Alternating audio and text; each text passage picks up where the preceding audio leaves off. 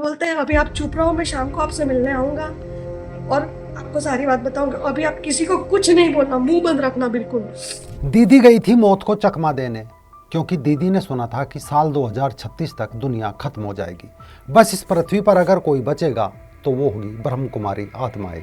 ये सब सुनकर दीदी ब्रह्म कुमारी आश्रम पहुंची। सोचा मौत से बच जाएगी। उसे बताया गया कि वो अब शरीर नहीं एक आत्मा है।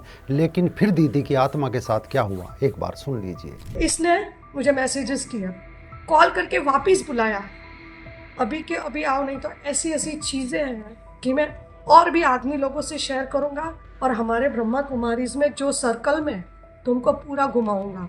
नमस्कार, मैं राजीव चौधरी। जल्दी ही दुनिया में नए देवी देवता आने वाले हैं और ये किसी आसमान से नहीं आएंगे, बल्कि यही सफ़ेद साड़ी सूट पहने इन आत्माओं के ही देवी देवता बनने वाले हैं। विनाश के बाद सारी आत्माएं थोड़ी चली जाएंगी, एडवांस पार्टी तो रहेंगी ना। तो एडवांस, क्योंकि उन्हीं एडवांस पार्टी की आत्माओं को तो देवी देवताओं के रूप में जन्म देना है। लेकिन कुछ आत्माएं क्या बता रही है, आप एक बार वो भी सुन लीजिए। ब्रह्मा कुमारी वालों ने मेरी जिंदगी, मेरा घर परिवार, मेरा मायका ससुराल सब कुछ बर्बाद कर दिया है। बहरहाल 10 साल बाद विनाश हो जाएगा। जो करना है अभी कर लो, इसके बाद फिर सभी आत्माएं विश्व महारानी बन जाएगी। विश्व महारानी बन जाएंगी, ये वरदान मिलता था बाबा का। दुनिया की जितनी भी आत्माएं, सबको ब्रह्मा बाबा का फोटो दिखाई देगा, चाहे टीवी के द्वारा, चाहे प्रैक्टिकल के किसी भी रीति से। बाकी सब तो जंगल में है, जंगल में क्या जानेंगे। विनाश कोई छोटी चीज नहीं है, दुनिया खाली हो जाएगी। सबसे पहले तो सिविल वार होगा, तो जब ये शुरू हो जाएगा तो उस समय चारों तरफ लाशें लाशें बिछी रहेगी। तो ऐसे समय से ठीक पहले बाबा ने कहा हुआ है, जिन आत्माओं का पार्ट माउंट आबू में आने का है, वो आखिरी प्लेन, आखिरी ट्रेन से भी माउंट आबू पहुंच जाएंगे। दुनिया की जितनी भी आत्माएं, सबको ब्रह्म बाबा का फोटो दिखाई देगा। पूरी दुनिया में केवल 10 लाख ब्रह्म कुमारी फॉलोवर्स ही बचेंगे, बाकी पूरी दुनिया खाली हो जाएगी। उस समय सिविल वार होगा, चारों तरफ लाशें लाशें बिछी होगी, सरकार भी फेल हो जाएगी। लेकिन बाबा ने कहा था जो आत्माएं आखिरी प्लेन, ट्रेन, बस, कार, टेम्पो, ई रिक्शा से माउंट आबू पहुंच जाएगी, वो सब देवी देवता बन जाएंगे। हालांकि ये इन्हें ज्ञान देने वाले ब्रह्म बाबा खुद नहीं बच पाए और साल 1969 में मर गए। लेकिन अब वो आज भी ब्रह्म कुमारियों के शरीर में आते हैं और उन्हें सब बताते हैं। आपका पुरुषार्थ अनेक जन्म का राजभाग्य दिलाने वाला। यह है ब्रह्म कुमारी। ट्रेन में, बस में, सड़क पर सफ़ेद कपड़े पहने हुए इन आत्माओं को आप कई बार देख चुके होंगे। इनके संस्थापक थे लेखराज कृपलानी। आज से करीब 90 साल पहले उन्होंने इसका आरंभ किया था। 1937 में इसकी शुरुआत से ही इसके कथित प्रजापति ब्रह्मा बाबा पर परिवार तोड़वाने, सम्मोहन, माइनर्स के साथ सेक्सुअल मिसकंडक्ट करने के घिनौने आरोप तक लगते रहे। बाबा कौन थे, इसके लिए थोड़ा सा पीछे चलते हैं। साल 1930 का दशक। इस दशक में अविभाजित भारत का सिंध प्रांत, यहाँ के एक बहुत बड़े व्यापारी थे दादा लेखराज कृपलानी। लेखराज कोलकाता में हीरे जवाहरात का व्यापार करते थे। नेपाल हो, दरभंगा हो, जयपुर हो, बड़ी बड़ी जितनी भी रियासत वगैरह थी, उनका कामकाज भी लेखराज ही करते थे। नेपाल हो, दरभंगा हो, जयपुर हो, ये बड़ी बड़ी जितनी भी रियासत वगैरह थी, तो उनका काम बाबा ही करते थे। सन 1937 में दादा लेखराज ने एक संस्था बनाई, ओम मंडली, जिसमें ये ओम का जाप कराता, अध्यात्म, अनुशासन और ब्रह्मचर्य पर प्रवचन देता।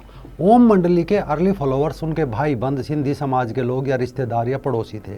लेकिन इस छोटी सी ओम मंडली ने कुछ ही महीनों में सिंधी समाज में भूचाल ला दिया, जिसकी चर्चा सिंध की असेंबली तक पहुंच गई।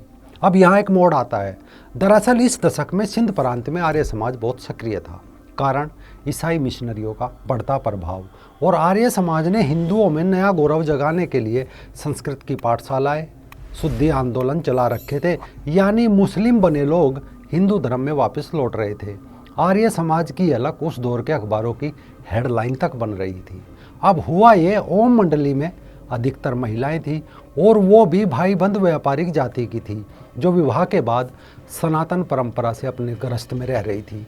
लेखराज ने उन्हें भी डर और सपना बेच दिया डर था कि कुछ दिन बाद दुनिया खत्म होने वाली है और सपना था कि सिर्फ उसके फॉलोवर्स बचेंगे, जो बचेंगे वो सब देवी देवता बन जाएंगे। इस डर और सपने से कुंवारी लड़कियां भी सम्मोहित हुई और विवाहित भी। इन्होंने अपने पतियों को त्यागने के लिए प्रेरित हो गई। आर्य समाज के लिए ये परिवार की स्थिरता पर सीधा आघात था।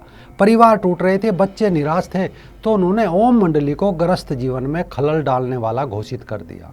इसके साथ ही मई 1938 की हैदराबाद भाईबंद कमेटी की रिपोर्ट, जिसमें ओम मंडली पर बहुत ही सीरियस एलिगेशन लगाए गए, जैसे ये मंडली अध्यात्म के नाम पर वेद और शास्त्रों का मजाक बनाती है, ये धर्म गुरुओं को पाखंडी बताती है और मंदिर जाने वालों को मूर्ख। लेखराज महिलाओं के बीच में वो अपने आप को कृष्ण का अवतार बताता है, कहता है कि मेरे अनुयायी पांडव है और विरोधी कौरव। लेखराज खुद को भगवान बताता है, जिसकी आंखों में देखकर ध्यान करने से ही वेद शास्त्रों का सारा ज्ञान मिल जाएगा। और ये बात तब नहीं, ये लोग आज भी कह रहे हैं, आप सुन लीजिए। इन आँखों को पवित्र बनाना है। इन आँखों को पवित्र बनाने की विधि है लंबा लंबा समय तक बाबा से दृष्टि लेना, उसकी किरणें इन आँखों पर पड़ने देना। बहरहाल उस समय आरोप लगे कि अपने पास कुंवारी लड़कियों औरतों को रखता है, उन्हें सम्मोहित करके उनके साथ गलत व्यवहार करता है। वह इनका दादा बाबा या भगवान होने के नाम पर इनकी गोदी में बैठता है और उन्हें अपनी गोदी में बैठाता है। अर्धनग्न अवस्था में उनके साथ या उनके सामने नहाता है, उनको गले लगाता है, उन्हें पकड़कर नाचता है और उन्हें गलत तरह से छूता है। आरोप थे कि कई लड़कियों के साथ एक ही चादर में सोता है। वो लड़कियों को उनके घर वालों के खिलाफ भड़काता है और इन्हें अपने पास उनकी सखिया बनाकर रहने के लिए कहता है। वह विवाहित महिलाओं को उनके पतियों के साथ फिजिकल रिलेशन बनाने से भी मना कर देता है। अविवाहित लड़कियों को सिखाता है कि प्रेगनेंसी पेनफुल है, इसलिए तुम्हें शादी नहीं करनी चाहिए।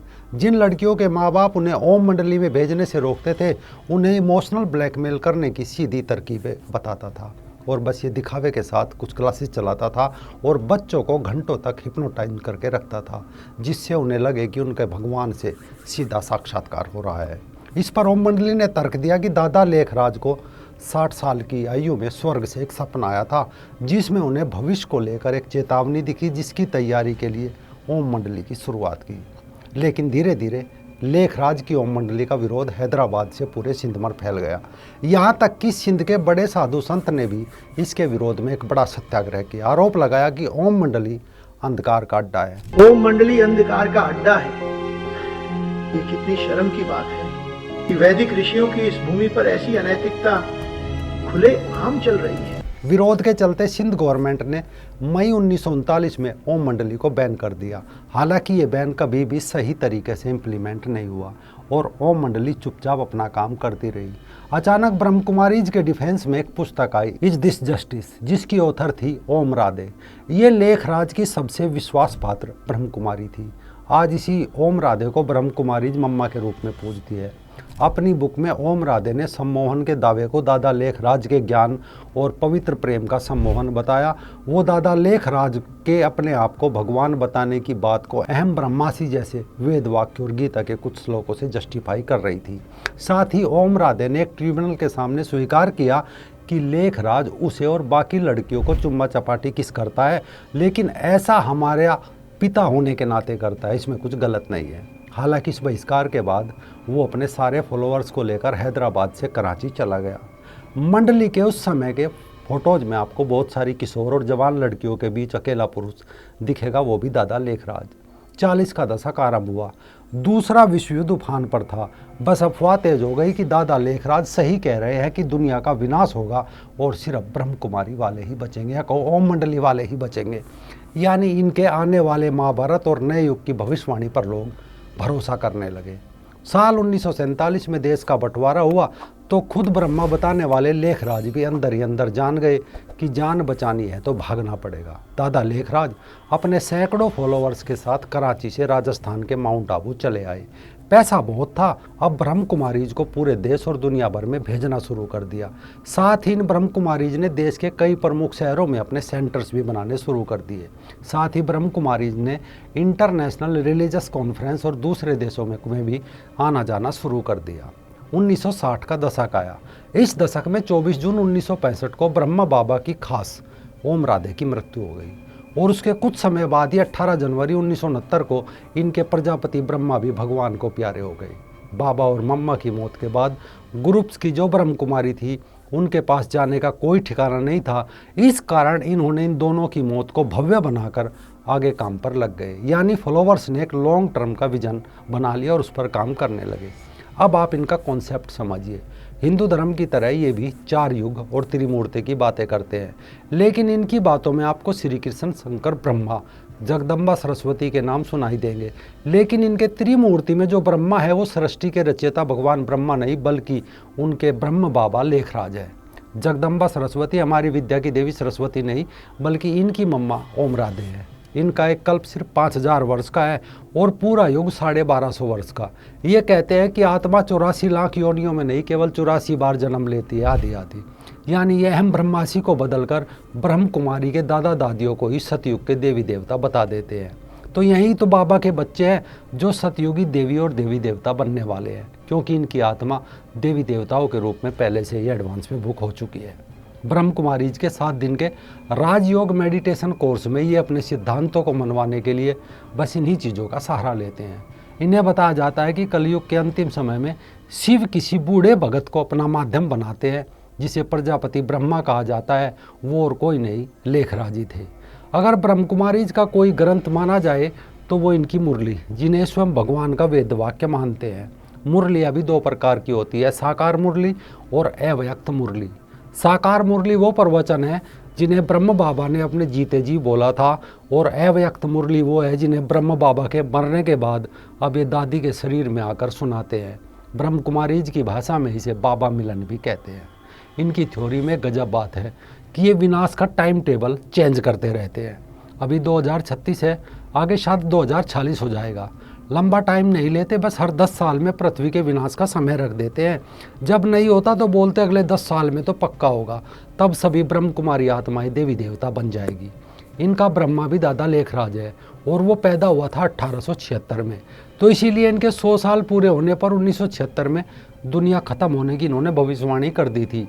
दुनिया तो ख़त्म नहीं हुई, पर दादा लेखराज 1969 में ज़रूर ख़त्म हो गए। फिर उन्होंने सन 1999 में बड़े स्तर पर दुनिया ख़त्म होने की तैयारी कर ली। फिर अगली तारीख 2012 रख दी, फिर उन्होंने 2021 रख दी, अब 2036। इस कारण ये लोग पति पत्नियों को आपस में भाई बहन बनवाने के चक्कर में उनसे एक दूसरे को राखी तक बंधवा देते हैं। ब्रह्म कुमारीज अपने आप को ब्रह्म ज्ञान प्राप्त ब्राह्मण बताती है और बाकी नॉन बी के लोगों को अपवित्र। यानी कोई पारिवारिक महिला इन्हें भोजन के लिए निमंत्रण दे देती है तो ये बोलती है कि पहले अपने पति को राखी बांधकर उसे अपना भाई बनाओ, तभी ये उस घर में भोजन करेगी। इस सब के चलते लोगों के परिवार टूट रहे हैं, रिश्तेदारियां बिगड़ रही हैं। ब्रह्म कुमारीज लोगों से उनकी धन संपत्ति अपने नाम करवाने के भी आरोप लग चुके हैं।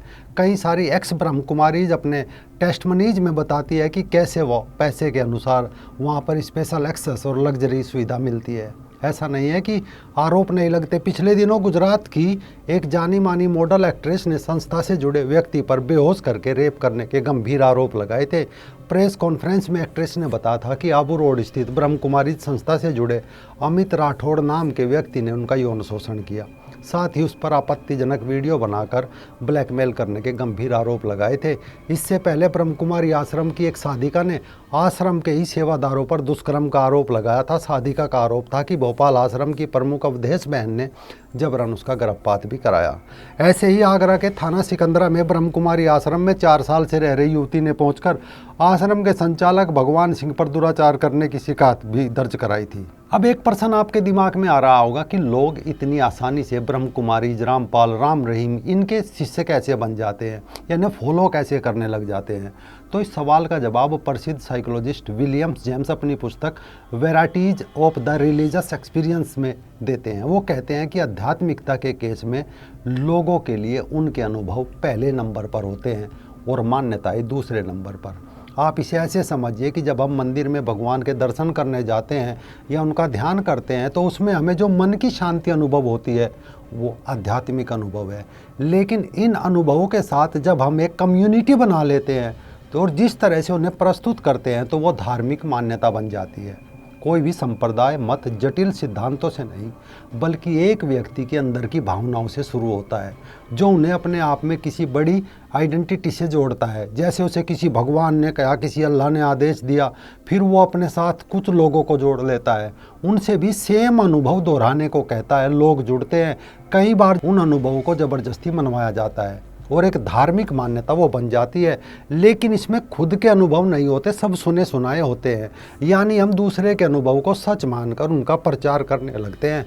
धीरे धीरे वो एक मत और संप्रदाय बन जाता है और किसी एक व्यक्ति को पूजा जाने लगता है। ब्रह्म कुमारी में भी कुछ ऐसा ही चल रहा है।